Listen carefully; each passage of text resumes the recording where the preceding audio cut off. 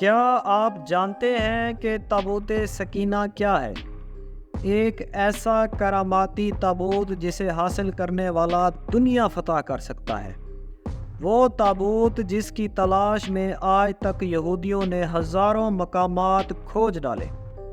اس تابوت میں کیا چیز رکھی ہے؟ یہ تابوت تاریخ میں کس کے پاس تھی اور اسے قیامت سے قبل کون حاصل کرے گا؟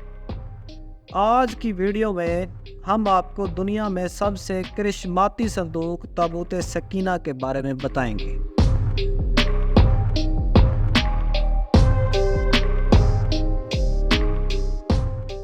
ہر دور میں مسلمان، یہودی اور عیسائی ایک دوسرے کے مخالف رہے ہیں، مگر ایک جگہ پر تینوں مذاہب متفق ہیں، وہ تابوت سکینہ ہے۔ یہ معجزاتی اور کراماتی تابوت ہے جو مومنوں کے دل میں سکون و قرار کی غرض سے نازل ہوا تھا۔ یہ تابوت حضرت آدم علیہ السلام سے لے کر تمام نبیوں کی میراث رہی۔ اسی وجہ سے اس تابوت سکینہ کی عظمت و حرمت بہت زیادہ ہے۔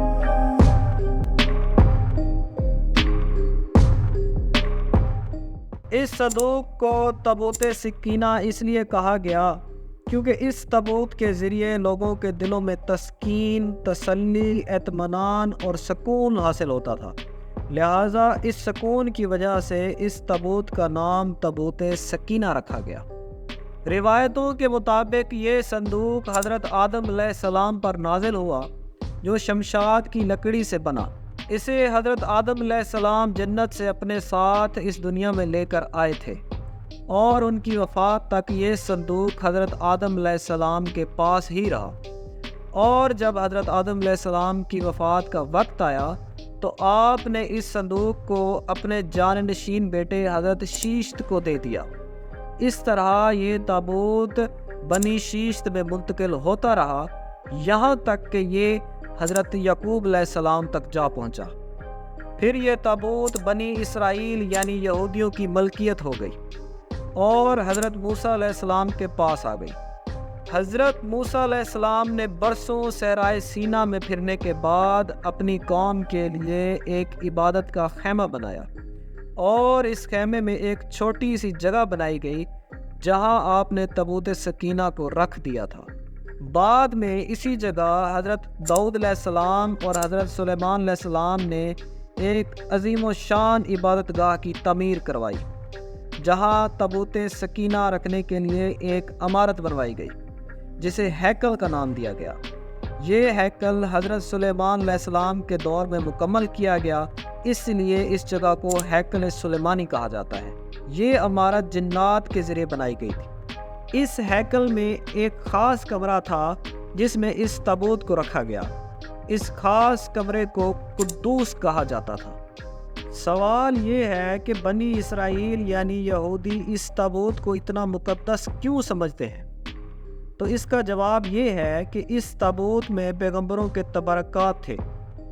اس میں لوح قرآنی، توریت کے تختیوں کے ٹکڑے، من و سلوہ، حضرت یوسف علیہ السلام کا کرتا، حضرت ہارون علیہ السلام کی قبا، موسیٰ علیہ السلام کا عصا اور حضرت سلیمان علیہ السلام کی انگوٹھی تھی۔ اس کے علاوہ بھی بہت سارے پیغمبروں کے تبرکات اس صندوق میں تھے۔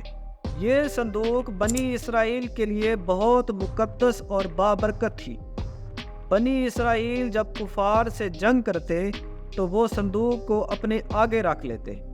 اس کے بعد اس صندوق سے ایسی رحمتوں، برکتوں کا ظہور ہوتا کہ بنی اسرائیل ہر جنگ جیت جاتے، اور جب بنی اسرائیل قوم پہ مشکل وقت آتا تو وہ اس صندوق کو اپنے آگے رکھ کے دعائیں مانگتے تو ان کی دعائیں قبول ہو جاتی، اور جب تک یہ صندوق بنی اسرائیلیوں کے پاس رہا وہ دوسری قوموں پر غالب رہے۔